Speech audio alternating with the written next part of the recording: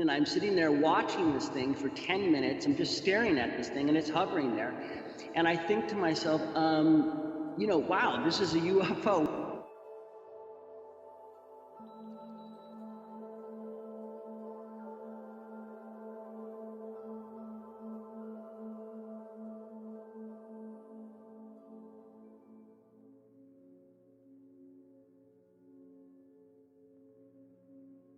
Hello everyone. I wanted to make this video because someone sent me a link last week to an interview done on the radio show by Grant Cameron, who's a UFO researcher who's also now into researching consciousness, which I mentioned in my last video. Yet another example of a UFO researcher who eventually becomes involved in New Age philosophy and New Age research. So I did want to apologize for the audio quality of my previous video. I know a lot of you were complaining that it was difficult to hear, so I will try my best to rectify that going forward. Hopefully you can hear what I'm saying clearly enough. So basically I'm just going to play a segment. It's about a 50-minute long interview overall. I'm going to play about 10-15 minutes of it, somewhere in there.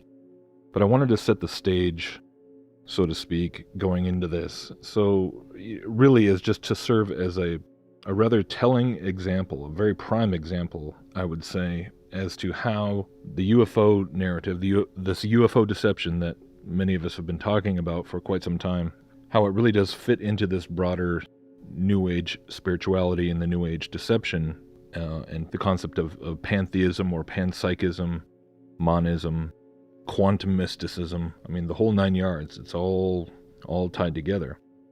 And so what we have here is we have the story of a guy who, he doesn't share his name, and supposedly he comes from a long-standing Hollywood family. So on the one hand, yes, with things like this, you have to take it with a grain of salt, and we can't 100% verify that this guy is who he says he is.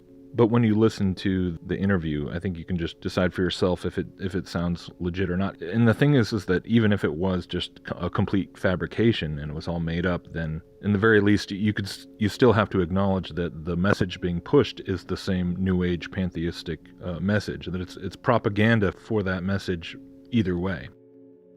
But this account starts with him talking about his first experience seeing a UFO over his house, and he does mention that he had seen a documentary by Stephen Greer the year before, and because of that, he then proceeded to adopt the methodology put forward by Greer in terms of using meditation and laser pens and things to summon the UFOs back again. And you see that he just develops a daily routine of engaging with these orbs and these objects.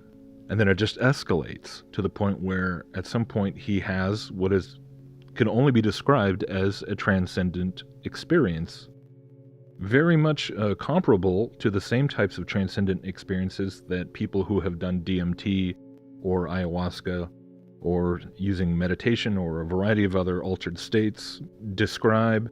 This feeling of overwhelming love and peace and unity and just this inexpressible transcendent experience, and he actually calls it a download. And the information that is downloaded through this experience is, surprise, surprise, the message that everything is one, that everything is connected. And then he's eventually given a word by these entities. He actually gets to the point where he is essentially telepathically communicating these entities or praying to them, essentially, and he can see them at will. And then they lead him to the topic of biocentrism. And as he looks into the topic of biocentrism, he's led to reach out to the author of this book on the topic and eventually to make a documentary on this topic. And so all in all, you see how an engagement with this UFO phenomena, with just a minimum amount of the interpretive lens provided by Greer, in a very short amount of time takes somebody from having no belief in UFOs or the paranormal to being an advocate and being, essentially an evangelist for the core New Age message of pantheistic monism. So once again, we can see this is what the quote-unquote alien entities are preaching. This is their message. And I'm walking down my driveway and I'm picking up the trash cans and I'm turning around, I'm walking back. And as I'm walking back to the house up the driveway, I kind of casually look up in the sky and I see above the house, maybe, couple 100 feet above the house, I see this thing that looks like a giant walnut sitting in the sky. It's got these pieces of metal that are coming off each side of it that are look like an X. So basically the body is like a walnut with a piece of metal on each side that's sort of in an X pattern. It's bigger than a helicopter. It's just hovering there in the sky. It's not making any sound. And, it's definitely not a plane. And I'm sitting there watching this thing for 10 minutes. I'm just staring at this thing and it's hovering there. And I think to myself, wow, this is a UFO. I'm having this realization. And as I have that realization, the thing lights up golden, like a really kind of a bright LED golden color where the entire body goes golden. And I had, I was just kind of total in shock and amazement. And as I'm saying, wow, UFO, sort of commenting in my head more and more, the thing starts to kind of do this pattern, where the entire body of it starts to literally do, if you're looking at a computer screen and you're typing in basically symbols, the entire thing goes from sort of, wait, let me back up for a second. So I'm looking at this thing before, and before I sort of realize, hey, that's a UFO, I'm looking at it, I'm seeing the sun shining off one side. So I see one side kind of glinting in the sun, which is like metal color. Other side is dark. So then after speeding forward, when I say, oh, it's a UFO, it lights up golden. And then as I have this more chatter in my head about what I'm seeing to myself, it starts doing these patterns, like these golden patterns where the entire craft starts to literally do kind of these weird symbols in golden bright color. So I'm watching this thing for literally 25, 30 minutes, having this kind of interaction, totally blown away, totally it's a surreal moment because you're sitting there, standing in front of your house in the middle of the day, blue skies, cars are driving down the street, and you're staring at a UFO in the sky. And so I had this experience and I saw it and I watched it for 25, 30 minutes and it all stayed in the same place. It didn't move, no sound. And, I kind of realized, oh my God, I got to get back to work, but I can't leave this moment. And then it slowly started to kind of drift away up into the sky. And that was basically the first moment of how this all started. So I rambled a little bit, but that's how it started. Prior to that, maybe a year before this happening, I had discovered the Stephen Greer documentaries, really absolutely love those. And then I think I saw the second one, or maybe that was the first one was a couple years. And then the second one came the year before this experience. And I saw that. And I was so blown away by these experiences of the film, and I remember I'd showed them to my family and they were like, I don't know. I think it's all fake, BS, whatever. Yeah. And so basically I'd seen these movies and I remember in those movies basically Stephen doing this meditation, how you call them in, and using the laser light. So basically that next day I ran out to, after having my experience, I ran out to the store and I bought myself this laser pointer just in case, I didn't know what would happen. And so that following night, basically it's around 9 o'clock at night and I'm thinking, okay, I got to take out the trash. So I go outside, I take out the trash, and I think to myself, you know what, I'm going to try this basically to see what happens, do a little meditation, do the laser pointer. So I do that, and I do the meditation, and then I do the laser pointer in the sky, and then 5 or 10 minutes later, all of a sudden, bigger than a helicopter, I see this strobe light, maybe 500 feet above our house, this big strobe circle of light. It does 5 or 6 of these things. I'm screaming to my wife, get your butt out here, get out here, Danny, get out here. She comes running out. And she's walks out. She's like, what? I go, look up at the sky. And she looks up and this thing does 14 or 15 of these strobes. She's like, wait a minute. I don't know what I'm looking at, but I don't want to know. I don't like this. I'm going inside. I don't know what I'm looking at, and runs inside, and I'm like, what are you doing? What are you doing? This is for me, it was how could you not just be totally engrossed with this thing? So it did that. It did 5 or 6 or 8 of them for me. And then 14 or 15 for her. It was it moved and it did, 50 feet here and then strobe. So, and then she ran inside. So that was that night. And so basically a long story short is, the following day, now I'm okay, I can't let this go, So the following day, that night around dusk, I do the meditation, I do the laser pointer, and it happens again. And I have these strobes, like, basically you'll, maybe 500 feet up, you see like a strobe of white light in a perfect circle, like a couple of them, then it moves and it does. So that kind of thing literally went on, Grant, every single night for a couple months. And then what happened is it started to move forward.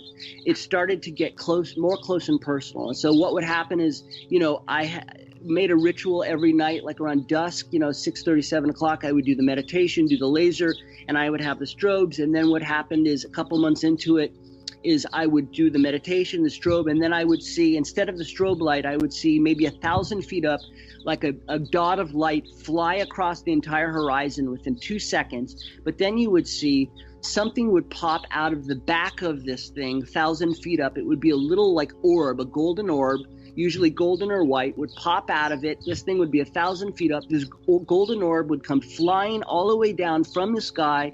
Literally, I'm standing in my driveway, looking at our house, looking above our roof. The thing would fly all the way down to maybe 2 or 3 feet above the roof, sit there, and I would be hit with this.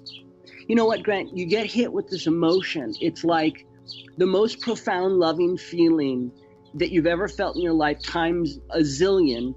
You get hit with this emotion. It's this loving feeling, but then in the emotion is information.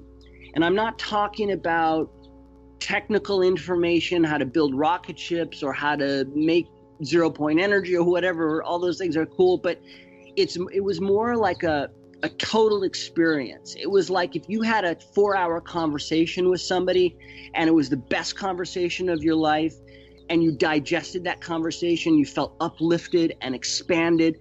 It was all of that in 2 or 3 seconds. The orb would come above the roof. I would stand there. I would look at it. I would be absolutely terrified, not from it, but because I had, imagine having an experience that you had zero reference to, that you could not look up on Google, that you could not replicate from any point in your life and history. It was a totally unknown object, a totally unknown experience. I didn't know if I was going to get eaten, taken away, the house was going to be, I didn't know what, like a laser or a torpedo sandwich in my back end. I didn't know. So I'm sitting there. And this thing, it flies down, and I'm watching this thing fly down from 1,000 feet. It's a golden orb. I'm thinking to myself, holy Jesus, this thing is coming to me to meet me. And I'm like excited, overwhelmed, and terrified, viscerally, like life or death. Lands there, and you get blasted with this feeling like the most profound cradle a baby feels from its mother, the first ever time it ever feels that, beyond that, and this information, this experience, like everything. And the experience for me was everything is connected. We are everything. There is no separation. Everything is alive. Everything is, moving in circles with us, connected. We are moving with the atmosphere, the planets, the waves, the wind is speaking to you, whispering sweetness in your ear, telling you, you're my soul, brother. You're my friend from a distant life. Everything, like these crazy kind of soul experiences that you're getting on a visceral level that you can't process with your brain, but your soul knows it and your body feels it and your body has wisdom and your body receives it and you get this experience. All happens in 2 or 3 seconds. And then what happens, Brent, it's sitting there above your roof and it slowly disappears and it's still there, but you can't see it anymore, but you can feel it. And so I had those experiences. Those happened a bunch of times for a couple of months. And also what they would do is, they would do that and then basically disappear. And then I thought, okay, it's over. And then I'd turn around to kind of walk, maybe around the house to go into the backside door. And I'd look up in the sky and literally 10 feet above, maybe 15, 20 feet above my head, from left to right, maybe, 20 feet across, 10 feet above my head, out of the nothingness, you'd hear this, and you'd see this white electric sparkle. Then you'd see this golden fireball the size of a baseball would literally come out of nothingness, shoot across the sky, 20 feet up, 10 or 15 feet across your point of view, into nothingness and disappear. And that was the way they said goodbye. That was like, hey, buddy, we love you. Here's another little bonus donut for you. And they'd show that, and they've done that multiple times. And so I know they do this as a way to say goodbye. And they also, if they can't show up where like it's a craft kind of thing, because for whatever reasons they have, they'll do this as a way to say hello. Like there have been many nights that I've been out there and haven't seen them. And then all of a sudden, guess what? There's a little crackle fireball, golden white fireball that flies across the roof. And I'm like, I knew you were there. So they do these things. They do these other things that I was experiencing, what I call Tinkerbell lights, basically, you know, Tinkerbell, the Disney Tinkerbell. So you know when you watch Tinkerbell, right? So you know when you're watching the Wonderful World of Disney, when the opening credits, and you see Tinkerbell fly across the screen, and all this little fairy dust kind of like pops. They have this thing where they do that too. So basically, you'll be standing out there in the middle of the night, nothingness, and all of a sudden you hear like, and you see these little sparkles of light and fairy dust kind of popping, like, you know, up in a line, and then like a little zigzag, and this little pops of fairy. I mean, it's crazy, but it happens, and it's real, and you're seeing this, and the only thing it looks like is I could compare it to is Tinkerbell. So that went on for, you know, I'm trying to condense this all because so much has happened. So that went on for months, and you know, in the first couple months, I'm driving through Malibu, and I'm coming back from the city back to our house, and I'm driving through a canyon. It's during the daytime. I'm like, okay, all right, give me something. I know you're real, but if you're really real, you know, give me something. I mean, I knew they were real, but I don't even know why I said I know you're real. But just I said, okay, if I know if you're real, give me something I don't know about that's concrete, that I have no idea about. So all of a sudden a word pops into my head, biocentric. And I'm like, wow, biocentric. I have no idea what that is, biocentric. So I wrote it down, plus another name came through, which was the name of the being that I actually now am connected to. There are a couple of them, but one in particular, I only know his name. But so biocentric. So I go home and I Google biocentric, and I look up, and I find out that the world's leading stem cell researcher, Dr. Robert Lanza, has just written a book called Biocentricism, How Everything is Consciousness, how consciousness, and basically they're calling him like a genius. It's a Pulitzer Prize type of thing, a reimagining of humanity's connection to everything. So basically biocentricism is everything is conscious, how through consciousness man can unlock the doorway to the cosmos and beyond. And so I was like, and then the definition of biocentric, the Wikipedia one, is even more specific to the experience, how man has no inherent right over anything else. Everything is alive and conscious. Everything has equal value. Everything has equal place at the table of choices, the cosmic choices, if you want to call that. You know, everything is entitled to pursue their way of life and not be infringed upon, and everything is consciousness and alive and connected, and you know, goes on. So basically I was so blown away by this, and some of the future messages that I got following that experience a couple of days later was like, they were like, look, we want you to make contact with Dr. Robert Lanza. We want you to do a documentary on biocentricism and consciousness in general.